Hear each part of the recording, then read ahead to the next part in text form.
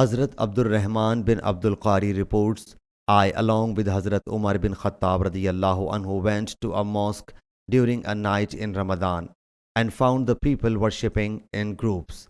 A man was performing the prayer by himself while the other one in congregation.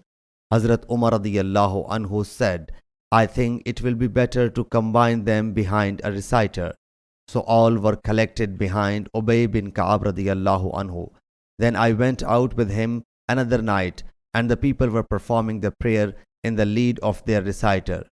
Hazrat Umar radiyallahu anhu said, This is a good innovation, as the session of night during which they sleep is more excellent than the session during which they stand for prayer. He means the last part of the night, whereas the people used to get up for prayer during the early part of the night. Sahih Bukhari Hadith number 2010.